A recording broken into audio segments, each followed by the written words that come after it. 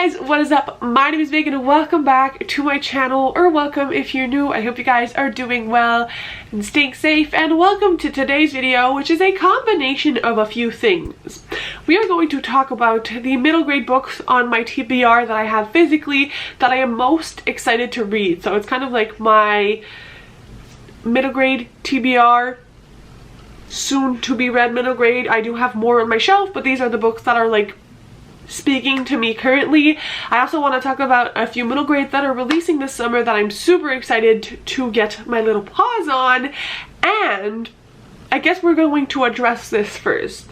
For the past few months, I have had this itch to start a middle grade book club, and I wanted to know if there was any interest from any of you guys on my channel, either to co-host or to participate, because I feel like a lot of the creators I used to watch for middle grade that used to have book clubs don't anymore. And I miss it. I miss reading middle grade as a community. So if any of you guys are interested in that project at all, please let me know in the comments down below so I can start figuring things out if any of you guys are interested at all.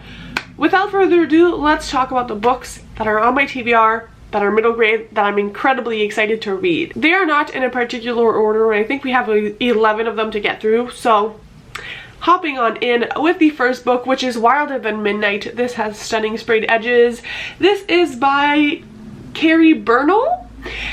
This follows three different girls. One who, it says, Safi is a good girl used to following the rules yet curious to take the path unexplored. Oriella is a defiant girl locked in a tower, and Wild Rose is a fierce girl raised by wolves. Together they will change life in Silverthorn forever. It feels very fantasy, fairy tale-esque, and I haven't heard a lot of people talk about it, but it's just the vibes that it's giving are so freaking magical, and just the cover, everything, it's speaking to me. And there is another book by this author, I think that's in the same world, coming out later this year that I'm excited about, so I do want to read this one very soon. Not that I know much of it. Then I do want to continue reading the Adventures on Train series. I have read the first one. I spoke of it in a recent video I did. This is the second book, Kidnap on the California Comet by M.G. Leonard and Sam Sedgman, and these are just really fun mysteries. I do love myself a good mystery book, and lately I've been very disappointed by the adult thrillers I've read, so I'm feeling like a good middle grade could be a good way to get me back into reading mysteries. So very hyped for these. These are Adventures on Train. We follow a main character named Harrison and his uncle, and they go on different trains and different adventures ensue. The first one is a theft. This one is a kidnap that they have to figure out. I believe the third is a murder. So very hyped for this series. The next book I have looks absolutely adorable, and that is Eva Evergreen Semi-Magical Witch by Julie Abe. This is the first book in a series, and I'm sorry, but this cover, absolutely stunning. This is a middle grade about a young witch named Eva, and she is determined to get her rank as a novice witch before her 13th birthday, because if she doesn't, she loses all of her powers. The issue with that is that she has only had like little bits and pieces of powers, but she's not powerful enough to be a novice witch, and the story goes from there. I think there are animal companions in this, and I've heard great things from the few people I've seen read it on BookTube, and it just sounds, it kind of feels like Nevermore meets Kiki's Delivery Service, those kinds of vibes. I'm here for it. Then another book I'm super excited about is the first book in the Lockwood & Co. series, The Screaming Staircase by Jonathan Stroud. This, as some of you may know, has become a Netflix show, but the real reason I want to read this is because this is another kind of mystery paranormal middle grade, and all of the ones I've read so far that have some paranormal elements I've been disappointed in, aside from the Cassidy Blake series. Now this feels like exactly the vibes I'm craving for a paranormal mystery book, and it's just, I've heard such incredible things about this. This is a 5-book series. It follows different paranormal mystery situations as our main characters try to solve them, and it's just, it sounds freaking incredible. I love the covers, and I have 5-star vibes from this one, so the hopes are high. Then one I feel like is iconic, but also I'm sort of scared about, is Keeper of the Lost Cities by Shannon Messenger. This is a book I'm very excited to read. Unfortunately, my copy, it's not looking the best, but this is about a 12-year-old who is a telepath, and she goes on some sort of adventures. This is a very long series. I actually found a box set on Amazon for the first 5 books that is currently on sale, and you guys, I want that box set so much because I do feel like this has 5-star potential because it feels like it's going to be all of the things I like. It's sort of fantasy, it's following a main character who has powers, she's gonna get involved with some other magical children, and it just has all the vibes of the fantasy series in the middle grade that I love the most. A lot of people, I feel, have said that it's comparable to the vibes of Nevermore. It's very different, but it has the same kind of like attachment to the characters and the plot, and it's like very fantastical, and so I'm very intrigued. But I'm also scared that if I read the first book, then I'll want the rest of them. So I'm like, do I buy the box set? Do I not buy the box set? It's a whole thing, but I'm very, very excited about this series. They are very chunky books, so I feel like this one is a little bit more of a commitment, and I've heard some of my favorite booktubers not like this series, but other of them absolutely love it. So it's kind of like a 50-50. Is this going to be a 5-star, a 1-star? Who knows?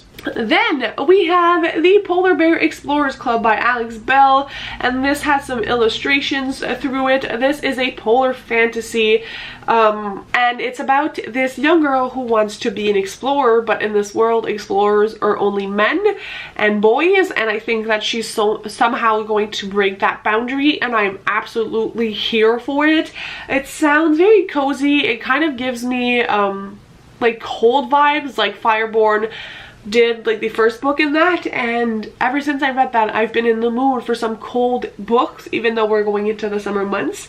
And I've heard great things about this when the series was started. It is a few books long now, or I think it's even completed, but it is a few books in this series. Very, very hyped for this one. As you can tell, I'm excited for all of these. Obviously, that's why they're on the list, but it's just the feelings. The next one I have is Alex Neptune, Dragon Thief by David Owen. Again, this is the first book in a series. I think 3 books are out or are going to be out, and it has beautiful edges. It also has like cute animals on the back and on the front as well. This is something about sea creatures and the ocean, and honestly I don't want to know too much about this one because it is such a short book that I feel like if I know too much of the synopses, I'm just going to spoil myself. But it has the ocean, and I freaking love like pirate books. Anything that has to do with the ocean, I am here for it. So I think this is going to be a fun time. I think this is like younger middle grade, but I'm still here for it. I love the covers for the series, and again, I've seen this cover float around. Have I seen an actual review of this book? No, I have not. So I feel like I should read it and tell you guys about it. Then we have another iconic series, and that is The School for Good and Evil.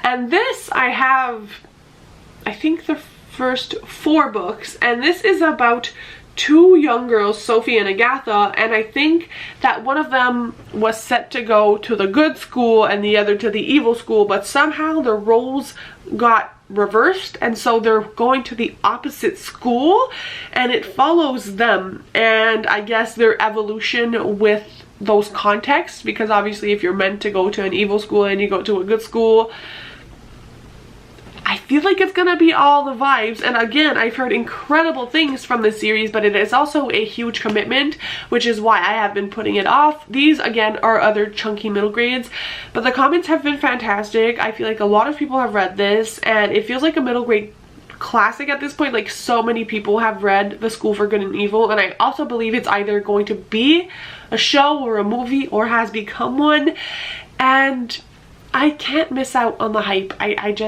I cannot. Then we have a newly acquired book, which is The Rescue of Ravenwood, and this, again, the edges are killing me. And this is about three children who are going to try to save Ravenwood. Now this looks like it has nature, animals, it just feels like all the summery spring vibes, and I love that children are trying to save this place. This feels a lot more like a contemporary middle grade book, and I don't read those a lot, but I have seen a lot of discussions about this book. I have seen like the promotion from Waterstones featuring this author, and when she spoke of her book, I was like, you know what, this sounds very intriguing. It sounds like a powerful story mixed in with some fun shenanigans, which is right up my alley, so I do want to get to this very soon. And the last two I feel like are obvious if you've been on my channel for any amount of time now. One of them being Fireborn. This is the second book. It is Fireborn, Phoenix, and the Frost Palace. I have a full review up of Fireborn on my channel if you want to see my thoughts and basically the premise of the first book, but this is its sequel. It has beautiful edges as well, and the way the first book in this series ended had me in a chokehold, so I definitely need to get to the sequel as fast as possible so that I still remember everything that happened in the first book, and that, you know, I can fully immerse myself in the second. And similarly, and the one I am currently in the middle of is Skandar and the Phantom Rider by A.F. Stedman. Again, I have a review of Skandar and the Unicorn Thief on my channel, and I have not shut up about this middle grade series in literal months, so I'm not going to go on about this too much. But if you have not heard me speak of Skandar and the Unicorn Thief, or the entire series, it follows a young boy named Skandar who lives in this world where unicorns are a thing, but they are not the beautiful little cute unicorns like my bookmark is. They are dangerous, and so they have to be bonded with humans in order to control them, and some of them just become wild unicorns. And in this book, there are mainlanders and islanders.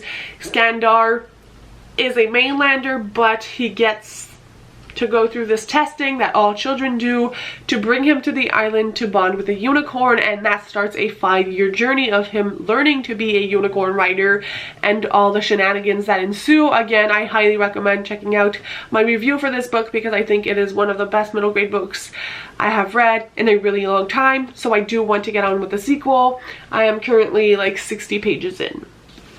So those were all the books that I currently own that I want to get to soon. Again, in the spirit of the idea of a book club, if you guys would want to read any of those with me, let me know in the comments below, pretty please.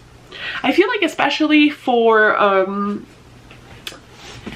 Keepers of the Lost City, I feel like I would need the encouragement.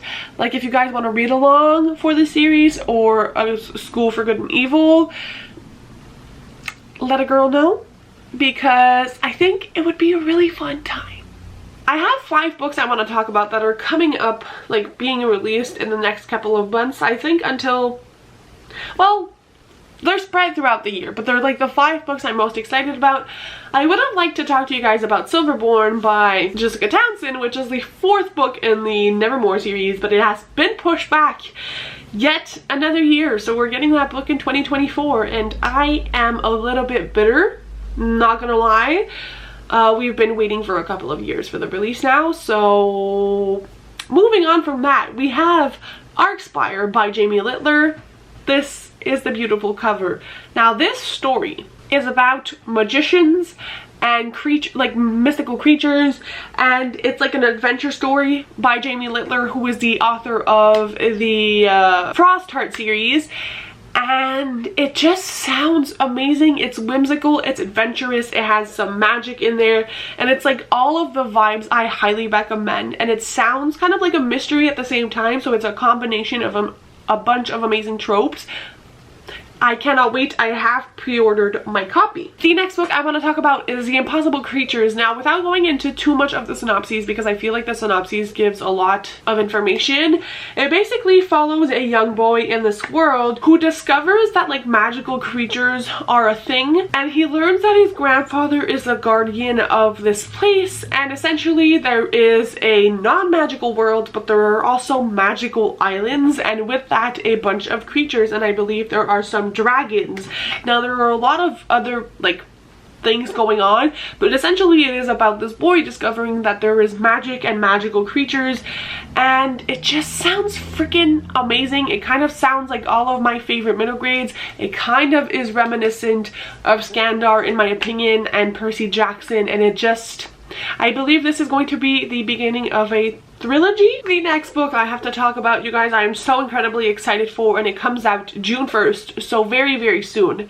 And that is Greenwild. Now this book has to do with kind of like earth magic. It follows a main character who has somehow escaped of boarding school, and she finds this door that brings her to Greenwild, which is a land bursting with magic, but obviously there are dangerous presents, and she will have to, accompanied by like a magical botanist and other people, fight those meanies, you know. And it is the start of a series, and it sounds unlike a lot of books I've read, and the fact that it has to do with like earth magic and plants appeals to the plant mom in me. The cover is stunning. The sprayed edges for the Waterstones exclusive clearly is making me lose my words, and it just sounds like such a fun time, and it releases soon. If you guys are interested, I am super hyped for that one. The next book comes out in November. It is a long time from now, but it sounds amazing.